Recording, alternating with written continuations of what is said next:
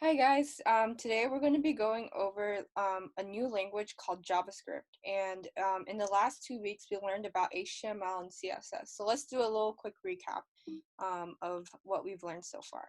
So we learned HTML, which provides the content and the structure of our web pages. So when we added things like tags, it allowed us to have multiple components inside of our web page. And CSS made everything look pretty, right?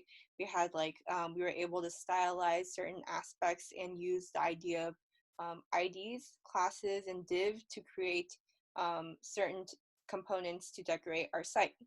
Well, what are we doing today with JavaScript? Why do we need JavaScript if we can make a perfectly static website with HTML and CSS? If we think about the way we have our sites right now, we're using a lot of HTML and CSS, which makes the layout and the web page and makes it look nice, right? But when we go on like other sites like Instagram, we're able to like scroll and view content over time, and that's pretty cool. And the way it does that is because we're creating kind of responsive websites that creates the behavior and makes your website more interactive with the user. So things like getting user input is something that we can do with JavaScript, as well as going into alerting the user when something happens. So like if we have like sites like Facebook, there's always like red notifications and stuff like that. And also things like Discord, it uses JavaScript in some way to make our sites responsive. So why don't we tackle into seeing how we can do that? And the answer to that is using JavaScript as incorporating that into our web pages. So the purpose of JavaScript is to make web pages interactive. And we can see here are some examples where maybe you're playing a game and a pop-up comes up. So that's using JavaScript. And we can also make images move. So we'll actually learn a little bit more about that this week. And today we'll learn about how we can create alerts so that we can potentially prompt users to add something in and then kind of like give back information to the user. And we can also learn how to improve user experience. So currently a lot of the sites that we're making with HTML and CSS is very static, right? Everything is just like sitting there, but there's no movement of our kind of like components. And so we'll learn a little bit more about how we can modify and create JavaScript code to be able to create better user experience for people who may be using your sites. And also we can make games. So that's something we'll dive into the next couple of weeks. So now we're looking at an example of how we can incorporate JavaScript into a web page that may be using HTML and CSS when work out. So if we look at this site, so this is a kind of tic-tac-toe game with sushi. We see that over time, the web page has to kind of like keep track of the player's points, right? So if somebody wins, then player one, if player one wins, then it would increment the point count. But right now in HTML and CSS, we're not even able to make anything interactive because everything's just static as it is.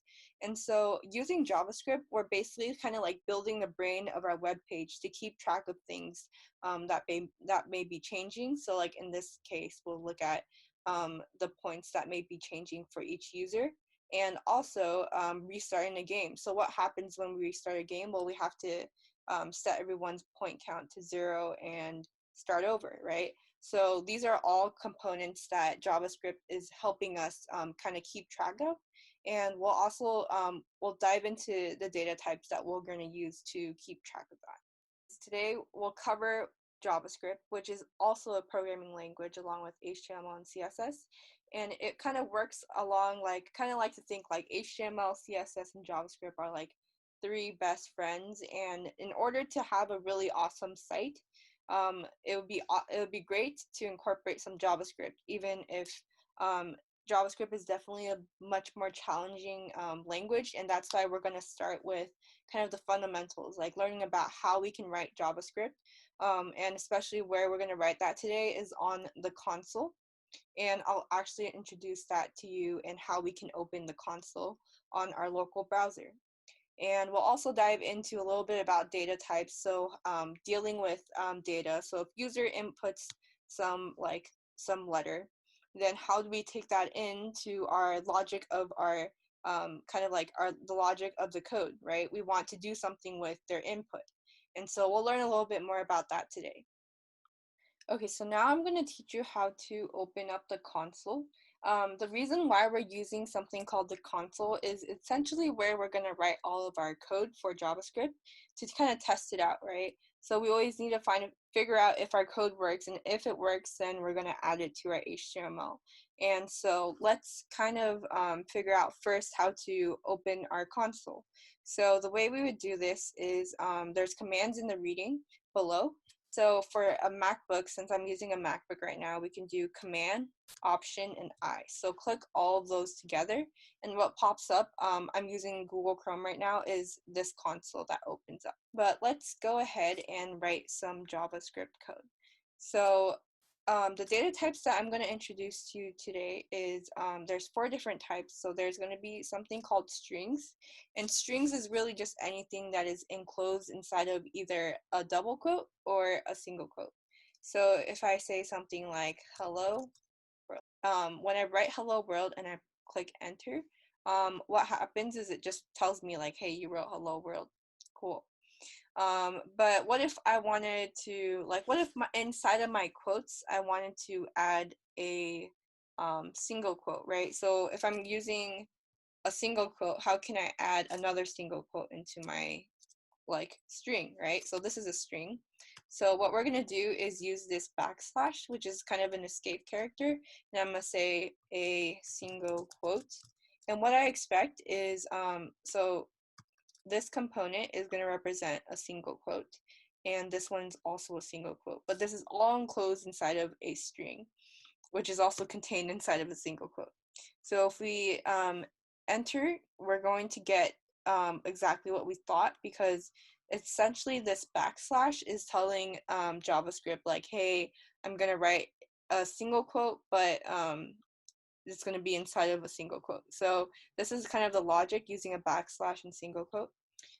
We can also create kind of numbers in general. So in numbers, we can do like basic math, right? 5 plus 4, 34.0 plus some decimal, right? So these are all things you can do on the console. It can do math for you. It's like a quick calculator. So this is kind of cool stuff that we can do, and we can also do like division. And what it does is it converts your division into a decimal. And so keep in mind, some people who are using or learning the data programming track, this is really similar to how you would learn number operations, integers, and floats. So the next data type is something called Booleans. And Booleans are essentially either values that are either true or false. So JavaScript uses Booleans to build the logic of various like expressions that we'll write. And so using Booleans enables us to create the logic of our JavaScript code. If we write like something like true, it'll just return true, but we can also compare things like numbers and different values. So if we did something like 5 is equal 4, what we would expect is false, right? Because in JavaScript, we use 2 equals to check for the value of 2 different things on the left and right side. So in this case, we have 5 and 4, and they're not equal. So saying equal 4 means this is a false statement, right? But what if we had 5 is equal 5.0, right? Those two evaluate to the same value, and so in this case, we're going to say that that is a true statement. Something that is a little bit different in JavaScript, as maybe some of you are learning Python, you might think this is like, oh, this makes sense. But another thing in JavaScript that we may have is using the 3 equals. So if I say 5 is equal something like 5, what I'm doing in this statement is I'm looking at the number 5, right? And then I'm looking at the string 5, and we're essentially comparing the type. So these two aren't the same type because one's a number and one's a string, and that's why it returns false. So if we did something like 2 plus 3. Would that work? So what happens here is we're expecting it to be 5, but what is kind of returned to us, what the console gives back to us, is going to be a string 23, because what it recognizes is it recognizes that 2 and 3. 3 is a string, but if you're going to tag 2 with uh, the string 3, what happens is it kind of concatenates or it adds these two strings together. So 2 becomes a string and it gets added to 3. So that's why we have the same idea as 2 plus 3. And so this is just simple ways we can use string concatenation, or the way like we're adding strings. That's kind of a concept that we say using concatenation to add different things together. But what if we wanted to explore a string further? So if we had something like hello world, and we wanted to get the length of a string. So to do that, there's functions kind of built inside of JavaScript. And if you guys done Python, it's also very similar to that concept. And we can call .length of a string. And what happens is it returns to us a value, 11, right? And that is going to be the number of characters, including spaces, inside of our string. So if I say something like hello world.length is equal 11, this should return true because both sides of this expression will evaluate to 11. Now that we have a good understanding of data types in JavaScript, we're going to jump into how we can store these like values, right? So we're writing out different things like strings and numbers and booleans, and there's a lot of like ways we can keep track of these, and one way we can do that is using a concept called variables. And that's kind of really similar to how we keep track of variables in math. So if you had something like x is equal to 5 and y is equal to 4, and you wanted to do multiple operations with it, what we can do in JavaScript is declare a variable x equal to 4, and we're also going to declare another variable y is equal to 5. So a quick clarification, the way we declare JavaScript variables is by saying var and then a space with the name of our variable, and then and we're going to assign the value of that variable. So the reason why this is assigning us to undefined or returning us undefined is that it's simply just kind of like reading in. It's like, cool, you told me x is 4 and y is 5, right? So if we wanted to print something out on the console, so we want to see what JavaScript knows, we're going to say like, tell me what x plus y is, right? And then we're going to enter. And so what happened here is the console printed out the sum of the two values, and again it returned undefined because it's just nothing really happened there. We're just kind of doing some statements where we're adding values, and we can also do something like x divided by y, and it will do the math for us, and it's going to print it out, right? So now in JavaScript, it knows what x and y is, and these are ways we can declare variables. And variable assignments can change. So right now, even though JavaScript knows there's a variable x, we can reassign x is equal to 100. But now JavaScript knows that x is 100, and if we print this out, it will tell us the value of x that is stored inside of the variable. So we can also set variables to things called undefined, and the rationale about using undefined is that we're essentially just storing something that hasn't been declared a value. So if I say something like var no value, I'm just declaring this value variable called no value. So if I say something like console.log, so I'm going to print out the value of no value. So in this case, it's going to tell me that no value's value is undefined because there's no number or like string attached to it. But if I say something like no value is equal to, then what's going to happen is it's going to assign no value. So if we did this statement again, we're going to get a simple string printed out. There's also a concept of using null. And in JavaScript, when we use null, we're basically saying that this like doesn't exist, right? So if we say, so if we ask JavaScript, hey, is no value equal like in terms of value to null, right? Does something that's currently a string equal to null? Well, that's not true because it exists, right? There's something that no value points to or has a reference to, and so currently that's false. So the last thing we'll look at today is using the concept of alert to prompt user input or notify your user, right? So maybe if you wanted, there's a specific part of your site that you don't want the user to click on, how can we prompt the user to give them more information? So the way we would do this is using the concept of an alert. And the syntax for writing an alert is simply just saying alert and then whatever message you want to write to the user. So let's try that really quick. And right now when we click enter, the alert pops up and it says what the message that we wanted.